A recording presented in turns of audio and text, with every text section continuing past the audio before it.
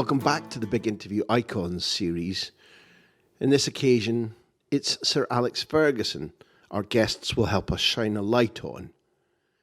His name has cropped up time and again in the chats I've had with our guests over the last 6 years of the Big Interview.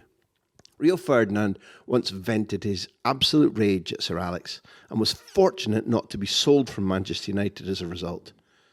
But he never doubted Furious Fergie's genius. Yet there was a flaw to that genius, exposed when he left Manchester United too open in the 2009 and 2011 Champions League final defeats to Barcelona. Rio Ferdinand found the latter defeat particularly embarrassing, and he tells us about it. Terry Gibson tells us about how Sir Alex's arrival at Manchester United was the new broom Old Trafford needed after the lax regime of the extremely suntanned Ron Atkinson. Terry's face didn't fit, but luckily Wimbledon came calling. Big Alex McLeish relates how his former Aberdeen boss tried to poach him from Manchester United, while the mighty Darren Fletcher provides an amazing insight into a Fergie team talk. He could be unpredictable, but ultimately Fergie exuded a calmness which affected his players and filled them with belief. Finally, in this bountiful Fergie episode, fellow manager Gianluca Vialli speaks of what an inspiration Sir Alex was and shares with us 2 golden nuggets of advice that he's always remembered.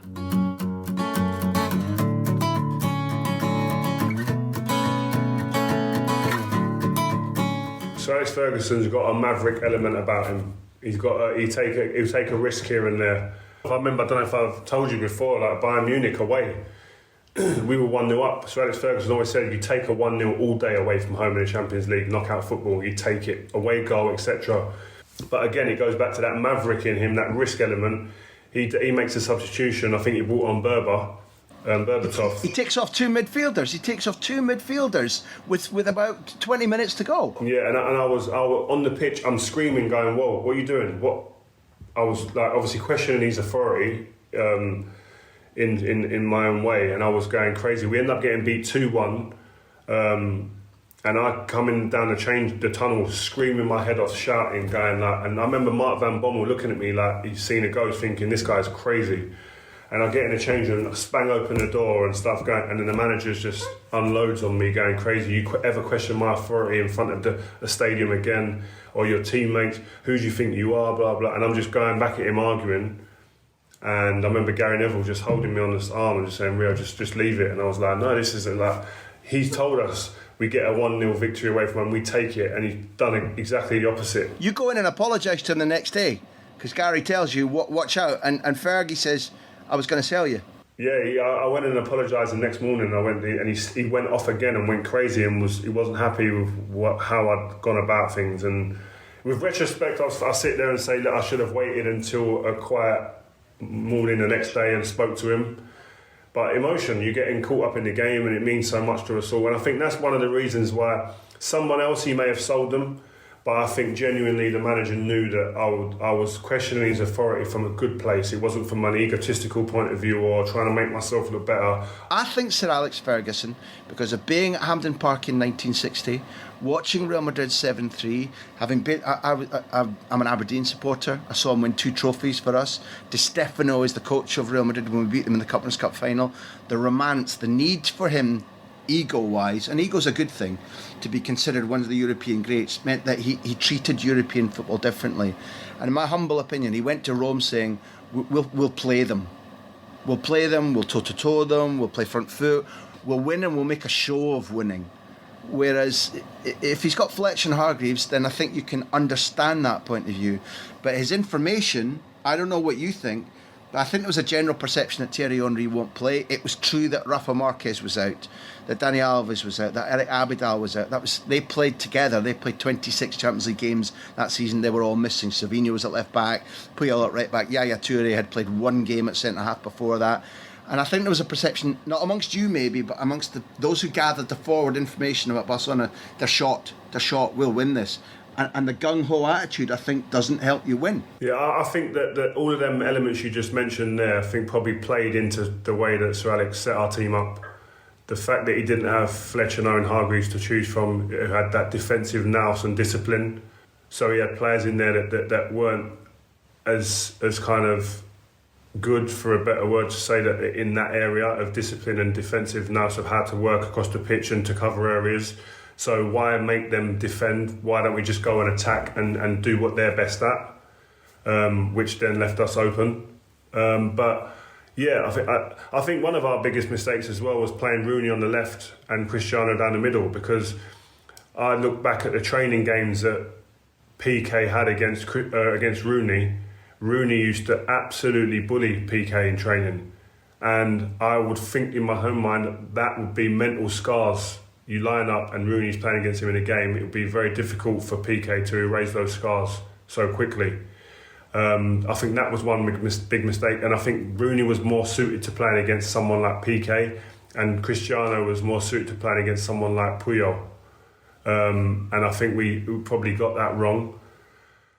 But I do believe you're right in that the manager he played into playing the way he did because of the way that things panned out, their injuries, our suspensions and injuries as well. But I did question the manager on his tactics. At this point, he asked me if I was happy with it, and I said, not really, boss, but I'll play it the way you want us to play. And that was it. And we were just too open. And I think, as I said to you, our best way of playing, when people look at our era, I think the game away against Arsenal in the Champions League semi-final would be a great, in terms of transition, would be a great way to look at. The goal against Bolton at Old Trafford, when Cristiano Ronaldo sets up Rooney, it's all about transition and from deep areas. From low blocks or from a set piece even, but deep areas of the pitch where we're compact and we are solid, but we can have a spike edge where we can hurt teams on the break from any distance from goal. We can do that, and we really went against that. What made us great at the time in the biggest game of the season, where we're playing a high press game, which isn't our natural instinct to do. We're not well versed on it, against a team who's playing at their best way of playing, which is passing the ball out from the back. So I just felt that we were just at a losing edge from the beginning, really, in that sense. If we score one of the 2 or 3 chances that we have in the first minutes, Sir Alex Ferguson's a genius. Again, he's a genius anyway, but he's even more of a genius. And I'm sure if we score that early, we go back to type. I feel we win the game. This is all hypothetical, but I feel then we get over the line. We win the game. But we just didn't give ourselves the chance. We didn't finish. We wasn't clinical enough, and then we get punished. And then the tactics that we had, the game is over at that time. I think Sir Alex Ferguson's right, because once they go in front, we then can't get the ball off them. We don't have any effect on the game at all.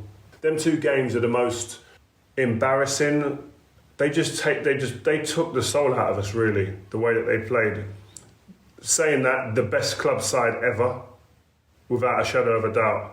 They were phenomenal, and they just absolutely, and it goes back to my point I said earlier about Barcelona. We played in 2008 in the semi-final, had some great individuals. This team had even better individuals and an even better standpoint from a tactical perspective. So it made it even harder. Why is it? How can it be then that after qualifying for 2011 at Wembley, thrashing Schalke in the semi-final, that the coaching team, and I mean by that the people that bring forward information to Sir Alex, the style of football that Pep Guardiola has established is still more clear? You must have watched a lot, irrespective of not having played them in 2010. Slightly similar mistakes are made in that Wembley final. There's a real similarity about, I feel, Sir Alex going out that day and saying, okay, we'll pay them back, we'll teach them a lesson, rather than how should we play them. Yeah, and again, tactically, I didn't agree before the game as well. Like, it was weird. I remember sitting with Nemanja Vidic and just we were talking about it, and like, if we press them, they'll pick us off, they'll outnumber us in midfield, Messi drops in, and it played out that way because me and Vida really didn't have to lay a glove on Messi the whole game, because he went and played in midfield for most of the game. He played away from us, and when he went away from us, the 2 wingers played really high and pinned our fullbacks back, and were running in behind me and in between the fullback and the centre back. to keep me and Vida back as well. So to go into midfield would make it difficult. And the way we set up tactically made us do stuff that was very much alien to all of us. We were being asked to do things in the game that never gets asked of us for the whole season beforehand. So that's why tactically I was always like, because Barcelona at their best are doing and being asked to do things during this game that they've been asked all season. They're playing the exact way that they've played all season. They've not changed at all. And yes, great teams have to be adaptable, but adaptable doing plan A and plan B that you've worked on for a consistent amount of period of time.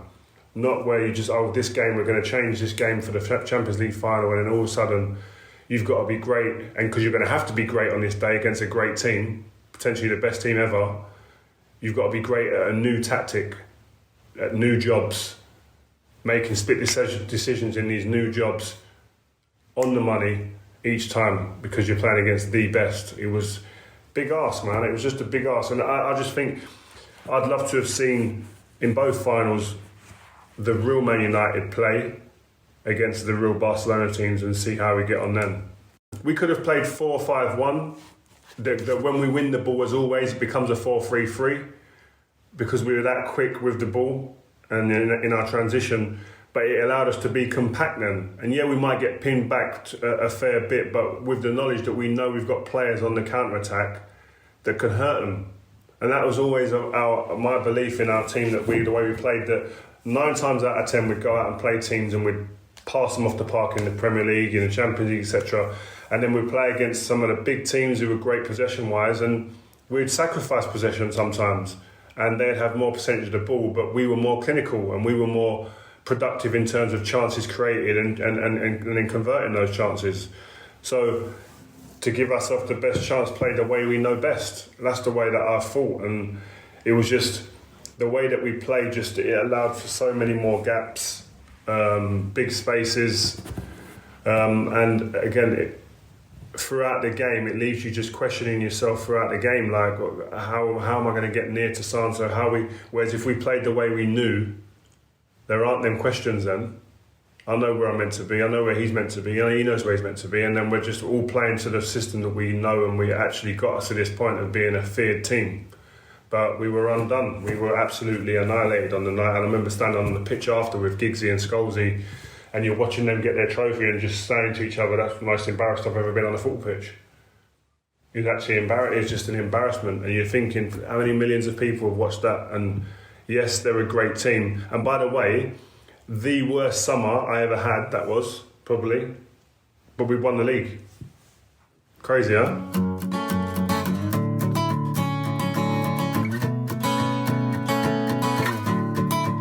I knew who he was. And at the time, yeah, it wasn't a massive name. It wasn't a surprise. He'd been linked with a job. There's speculation that Rob was on borrowed time. So he was the name that kept coming up. We've known about his success at Aberdeen. And any manager that walks in through the door, the first thing a player wants to do is a first impression and impress and hope he fancies you. What did you notice? What did you notice? If you think straight about away, straight. There was an instant when our first away trip was, actually, funny enough, place where I ended up living, where I'd lived before in Epping, little post house hotel. We were playing West Ham. It was the sensible place to stay. It was near to Upton Park. It's not a great hotel. It's still not a great hotel. But Manchester United stayed there because it was convenient. And the first night, the away trip was super melon, chicken and steak. It was, and there was a meeting time for dinner. Yeah. There was a meeting time. And you ate together? And a meeting for the next day. Yeah. We ate together. And everything was back to normal again. There was no empty. No, they were empty. Training ground, what did you notice? Well, the treatment room overlooked the pitch as well. So for 3 days of the week, half the first thing would be watching training through the window.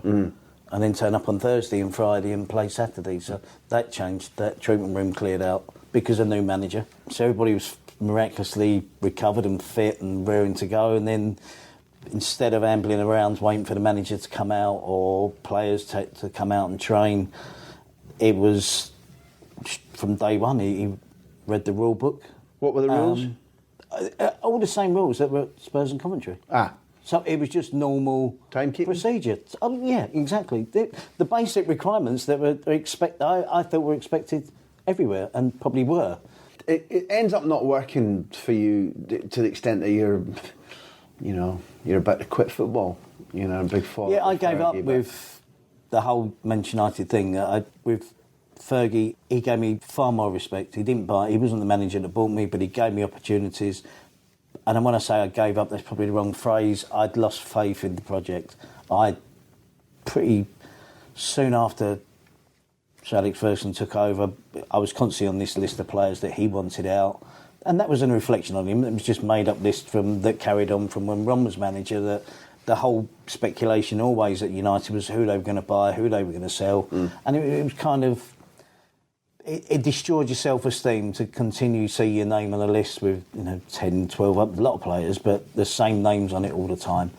And I kind of made up my mind that at the end of the season it wasn't for me, even though I had more playing opportunities and scored a goal against Arsenal at Old Trafford. So but I have no complaints with how Sir Alex Ferguson treated me in his time, but it was a lost cause. I was a lost cause. The whole Manchester United thing for me was a lost cause. And I needed to get away. We fell out big time at the end. You lost it completely. For 24 hours. We had a game at Chesterfield for the reserves pre-season. I'd already sold my house. I was living in a hotel. I'd made up my mind I was leaving. I wanted to go, same as we talked about earlier, and play regular again. And we had a reserve game at Chesterfield, so my mind's all over the place. Wife and daughter have moved back down to London, waiting for me to get a move somewhere, and this game at Chesterfield, we actually playing their first team. So it's Chesterfield first team, it's Manchester United reserves, a young team. I think me and John Seaverbeck were the only two sort of senior players. And we got there late, stuck in traffic, literally 10, 15 minutes before kick-off. It's a full house at Saltergate, their stadium.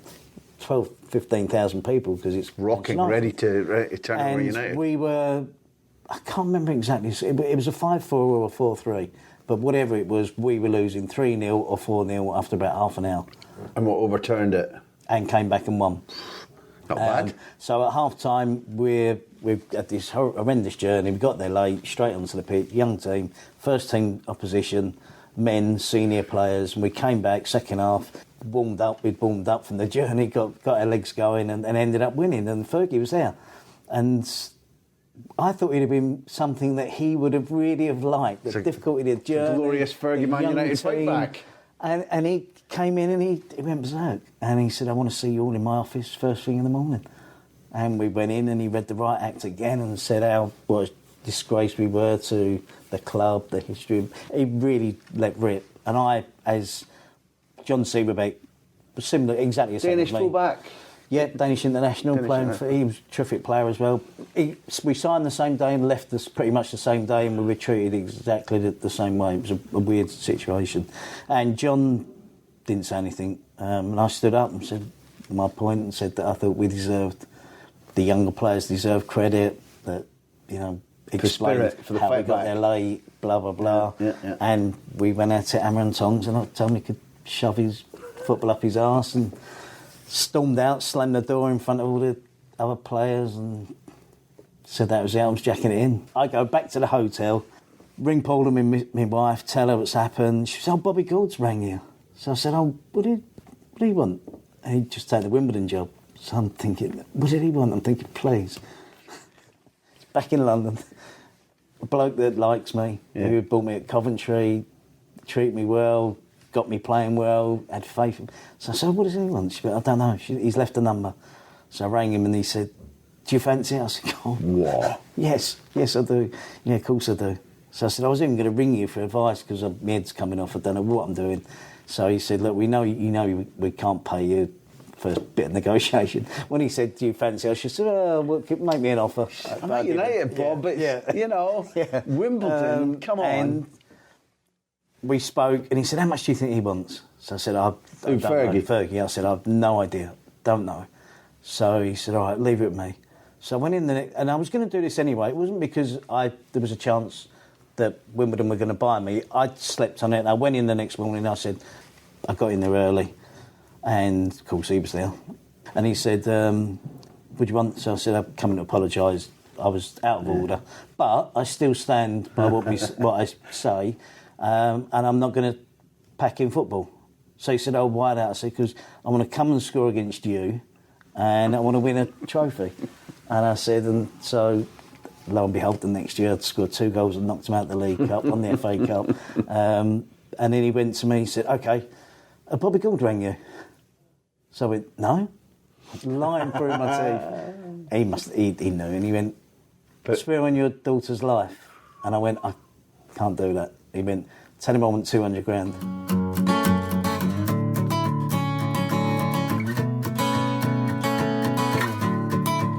In terms of offers that you asked about, though, not coaching, but you very nearly ended up at Old Trafford as well, as a footballer. Yeah. Alex Ferguson had a deal with Aberdeen that he wouldn't come back for me and Willie Miller when he left to go to Man United. And I thought, how no? Yeah, you know. I says, I'm not happy with that deal. So he kind of stuck to his word a wee bit, and he was allowed to get Jim Leighton, but he also had an agreement with Aberdeen that, you remember with Joe Miller that went to Celtic. Joe's a kid and he always liked Joe, and he said, look, if anything happens with Joe, let me know. Or any clubs come in for him, let me know as well. But Aberdeen sold him to Celtic, never consulted with Sir Alex, and he says, right, that's it, all bets are off, I'm coming for you. And so in those days, no agents and stuff, you know, and it was difficult to kick managers' doors down the way that players do it these days with their agents, and it's pretty easy to get out on social media and get the word passed round that you want to leave. And I said, well, how am I going to do this to the boss, you know? And he said, right, well, what I'll do is I'll put a story in the papers on Sunday that Spurs want you. He says, and then you go and chap his door on Monday and say, all this speculation about Spurs has kind of, you know, unsettled me.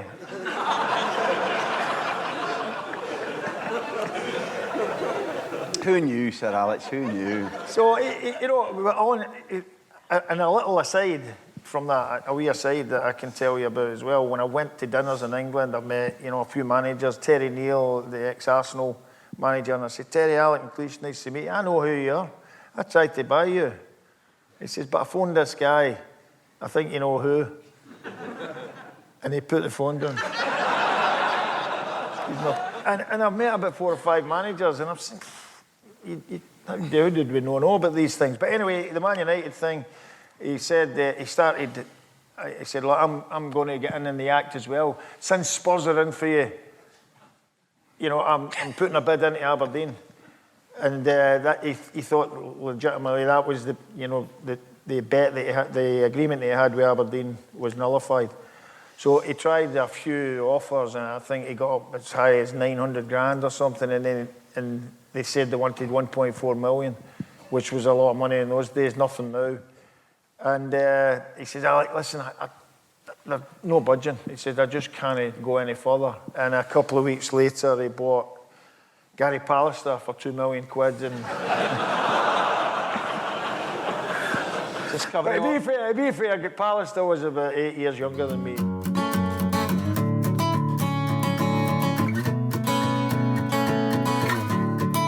I did everything to please Sir Alex Ferguson. He wanted to earn his well done, and you wanted to play for him. You know, you wanted to win for him. You wanted to do everything for him because of with how much respect he treated you, with how much he learned you, and how much of a winner he was.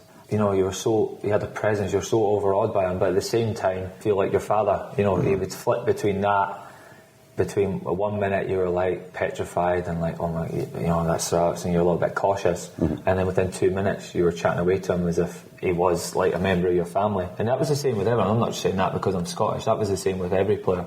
It's so hard to put into words of how influential he is and what made him so special, but I know for a fact that everyone was just wanted it for him more than themselves sometimes, and he had that effect on you that he wanted to win for him and to please him, and for him to say well done was the ultimate compliment. Would that be right in steering? Because I've met him a lot over the years, and I've listened to many players of different ages and a couple of different clubs talking about him.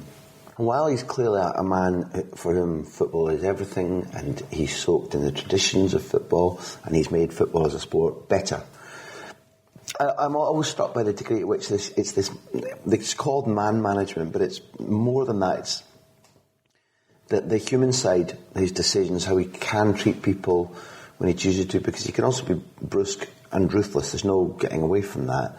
But he can make people feel special, he can teach them, he can make them give more than they knew they were capable of doing. That's an ability he's got, am I right? And secondly, that would have been transferable, I suspect, to almost anything he chose to do. Yeah, exactly. He's a winner. You know, no matter what he chose to do, he would have succeeded and won it because, you know, he had just that inner drive and determination. The other thing, Sharps, was you never knew what you were going to get. You know, he could have the most simplest team talk where it was literally 20-30 seconds, or he could tell you an old story and make your hair stand up on the back of your neck. You could come in at half time where you've played great and he could go absolutely mental. You could come in where you've played terrible and he's calm and he picks on one or two tactical things. You didn't know what you were going to get. You know, you could walk in at 3-0 up, you could get one of the biggest bollockings of the season, or you could walk in 1-0 down and he would be so calm and he would go to his tactical board and he would pick one or two tactics and calm everyone down and you'd go on to win the game. His team talks before Champions League games were something I'll never forget. You know, when it got to semi-finals, finals, quarter-finals, how calm he was and the way he went into just tell a little story about something, about maybe someone he'd met. There's a famous one about the game of chess before the final in Moscow, about his upbringing, about our upbringing, about anything, and he'd just tell a story, translate it to what we were about to experience, and you just went onto that pitch full of confidence, but also with, you know, your heart and your mind full of things that he'd spoke to you about.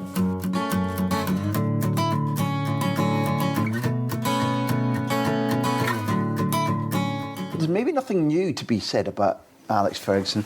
What do you say about him? How would you describe him? It was an inspiration to see him achieving what he did with Manchester United. It was fantastic, and just from speaking to him, he was really willing to share. He taught me that as a young manager, you think that if you work 24/7, you're doing the right thing. And if you have a spare minute, you just need to watch another videotape of opposite team that you're going to play, or you can think about a new training session. And he said to me, Luca, that's wrong. You need to take time to switch off, to recharge your batteries, unwind, if you like. Take something up, play golf, singing lessons, learn how to play piano. Piano for him. Yeah, because then you will be able to go back to the training ground and be fresh enough to be able to analyse, because being a football manager is all about analysing. Perfect. So, and the second thing is about handling the players, managing the players. And he said to me, look, what we need is we want the players' trust, and we want the players to believe in what we do, and then our job becomes much easier. But he said to me, you cannot demand that unless you first give them your trust and your confidence. So it's actually the other way around. And you need to believe that your players are just fantastic, and you need to sincerely believe that. And you believe in them, you've got confidence in them, you trust them, and then they will end up reciprocating those feelings.